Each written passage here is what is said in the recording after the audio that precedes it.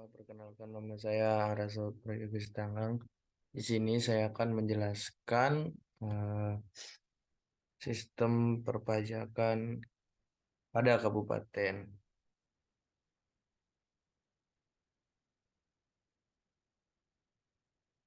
Pajak kabupaten secara umum, pajak merupakan kontribusi wajib masyarakat kepada negara yang bersifat terutang oleh seseorang pribadi maupun badan yang bersifat memaksa berdasarkan undang-undang.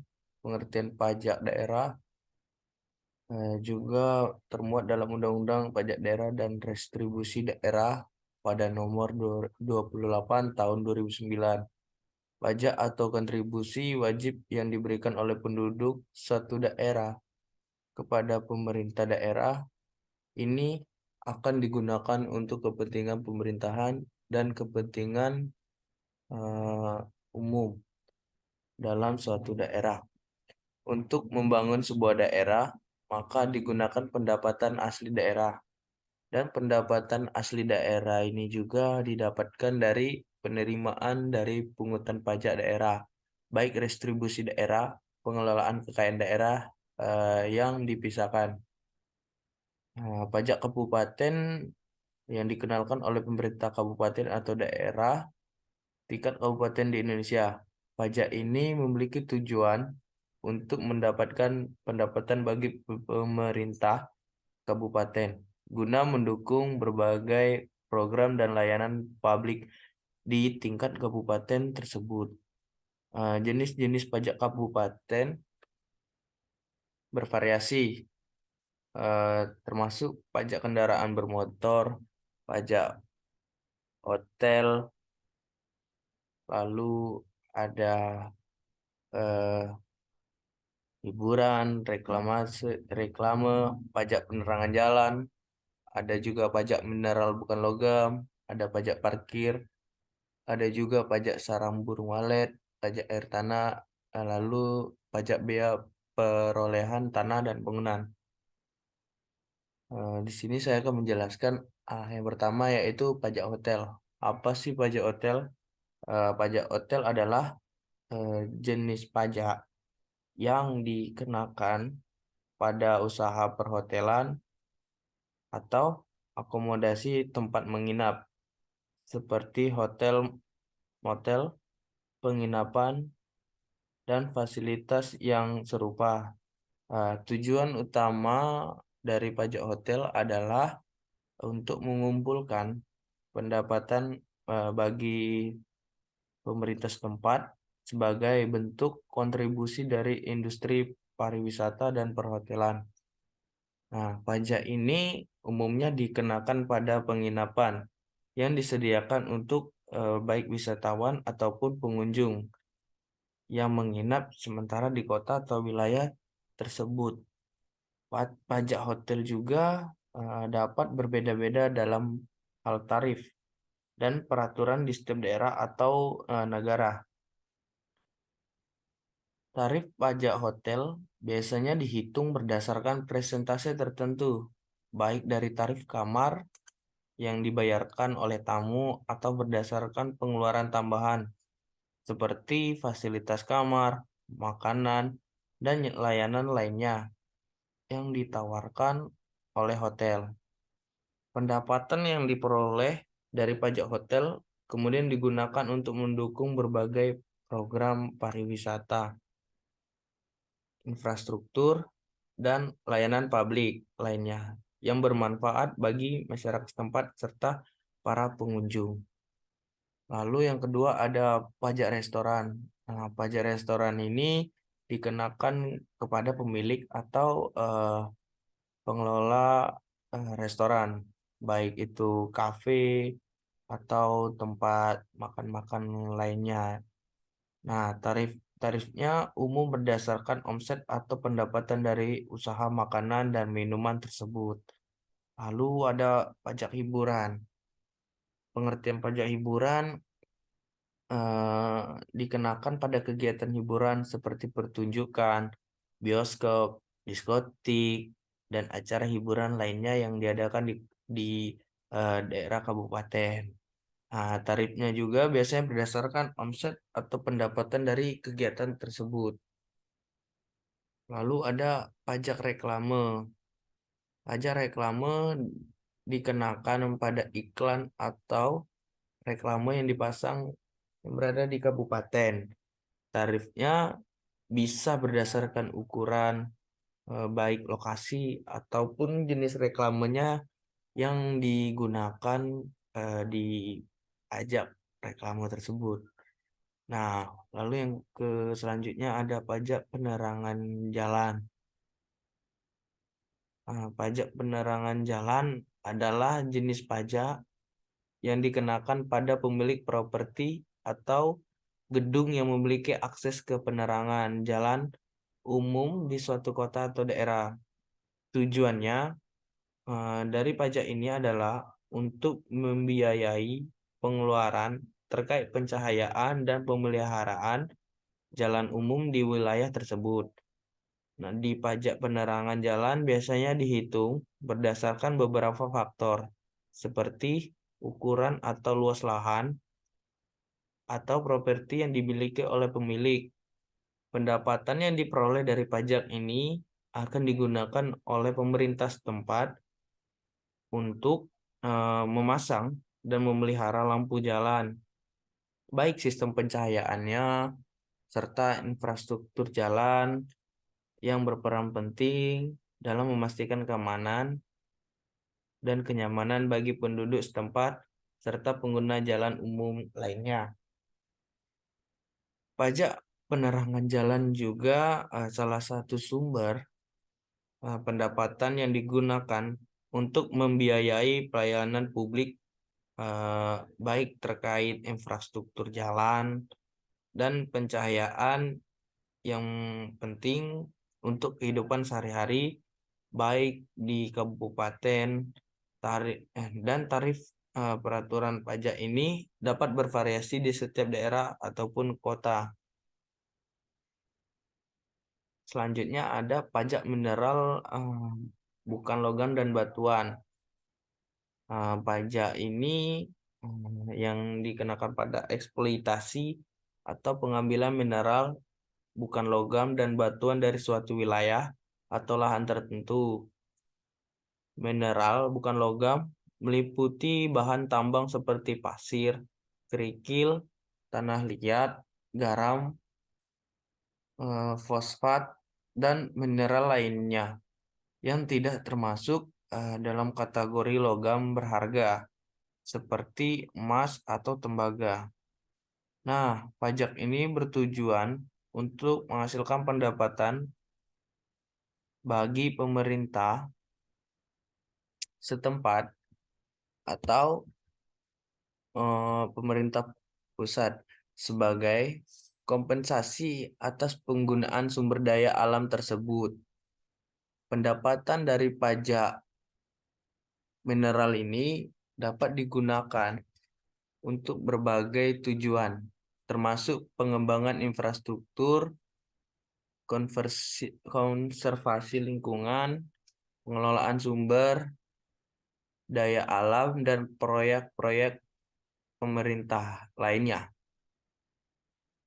Pajak mineral, bukan logam dan batuan, bisa memiliki berbagai peraturan dan tarif yang berbeda, tergantung pada undang-undang dan regulasi pajak yang berada di negara atau wilayah tertentu.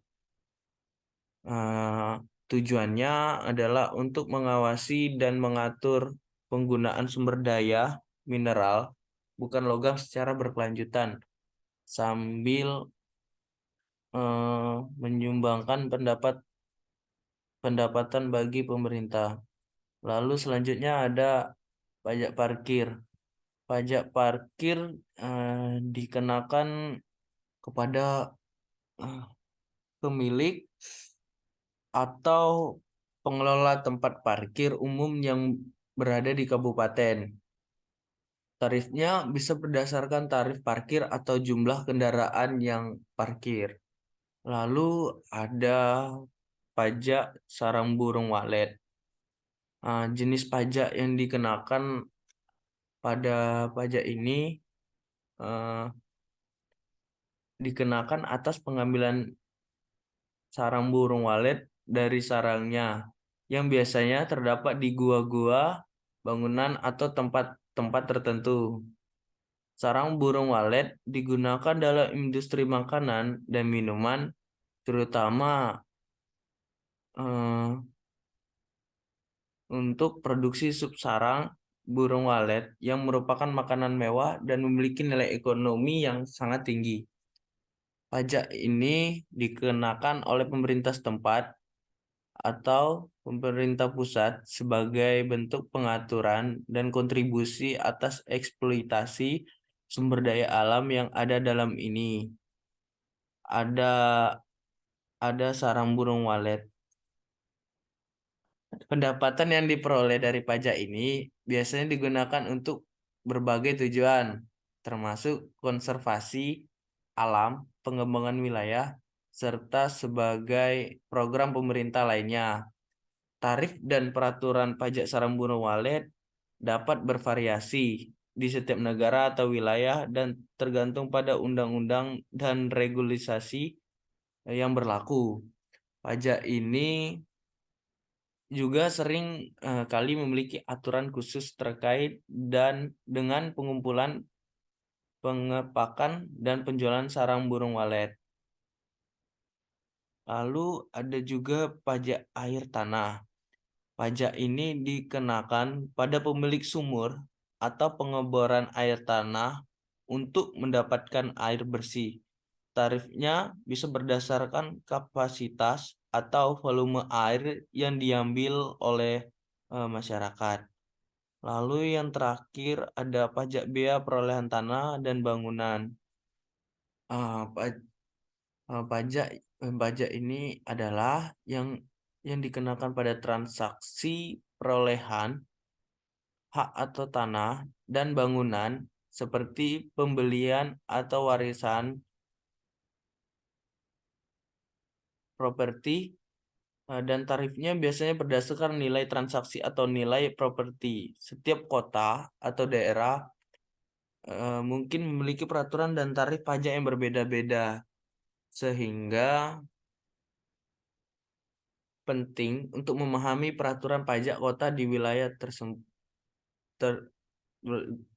peraturan pajak kabupaten di wilayah tertentu.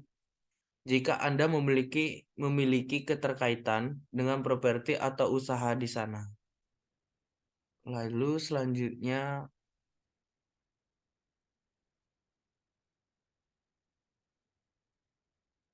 mekanisme sistem pemungutan pajak yang berada di kabupaten.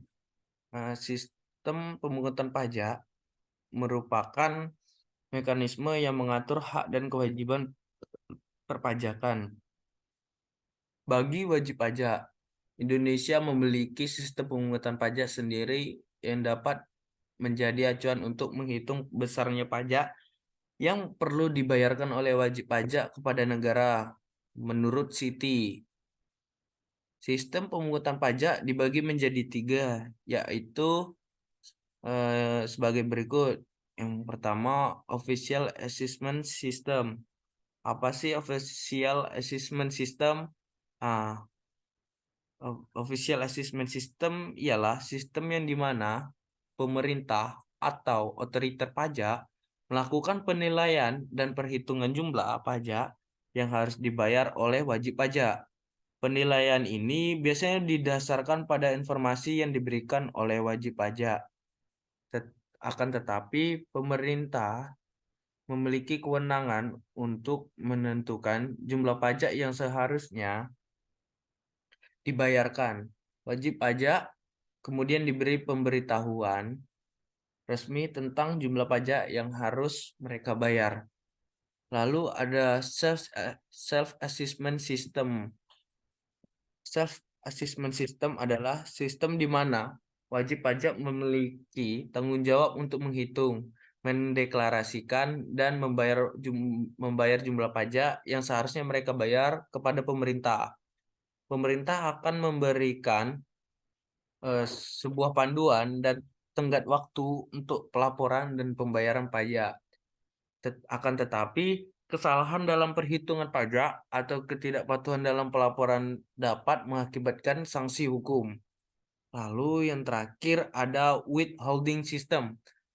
Withholding system adalah sistem di mana pihak ketiga seperti majikan atau lembaga keuangan melakukan pemotongan atau penahanan sejumlah pajak dari pembayaran kepada wajib pajak sebelum dana tersebut diberikan kepada wajib pajak. Contohnya seperti pemotongan pajak penghasilan karyawan oleh majikan sebelum membayar gaji kepada karyawan, pajak yang dipotong kemudian disetor oleh pihak ketiga kepada pemerintah. Setiap negara dapat memilih untuk menggunakan salah satu atau lebih dari sistem-sistem ini, atau dapat menggabungkannya, tergantung pada kebijakan pajak dan praktik administrasi pajak yang berlaku. Lalu tujuan dari sistem-sistem ini adalah untuk mengumpulkan pajak dengan efisien dan memastikan kepatuhan wajib pajak terhadap kewajiban pajak mereka. Selanjutnya, evaluasi dan analisis sistem pemungutan pajak yang berada di kabupaten. Sejak diberlakunya Undang-Undang Nomor 28 Tahun 2009 pada tanggal 1 Januari 2010 kemarin, dengan ketentuan peralihan masing-masing pajak yang beragam, peningkatan nominal PDRD meningkat. Namun, di sisi lain, perlu mengalami peningkatan lagi, karena tentunya daerah akan terus mengalami peningkatan. Beberapa hal yang menyebabkan kurang optimalnya PDRD adalah yang pertama, kendala internal. 50 miliar terbatas kurang, sarana dan prasarana teknologi informasi belum merata. 2. Kendala eksternal. Hukum PDRD belum jelas, kurang sinergi eksekutif dan legislatif, kepatuhan wajib pajak yang rendah. Lalu rekomendasi kebijakan meningkatnya PDRD, ya yang pertama peningkatan kuantitas dan kualitas aparatur pemungutan pajak, yang dimana para aparatur pemungutan pajak ini harus ditingkatkan atau dioptimalkan agar kualitasnya akan terus berkembang. Lalu yang kedua ada peningkatan sarana prasarana yang mendukung proses pemungutan pajak. Peningkatan sarana atau prasarana ini yaitu menambahkan sarana yang kurang dalam tempat pemungutan pajak tersebut. Lalu yang ketiga, peningkatan efisiensi dan efektivitas peraturan daerah tentang PDRD. Lalu yang keempat, peningkatan sinergi melalui dialog antara eksekutif dan legislatif daerah mengenai targetnya PDRD. Lalu penyempurnaan aturan hukum pemungutan PDRD. Kesimpulan, secara umum, pajak merupakan alat bagi pemerintah dalam mencapai tujuan untuk mendapatkan penerimaan baik yang bersifat langsung maupun tidak langsung dari masyarakat, yang untuk membiayai pengeluaran rutin serta pembangunan nasional dan ekonomi bagi masyarakat.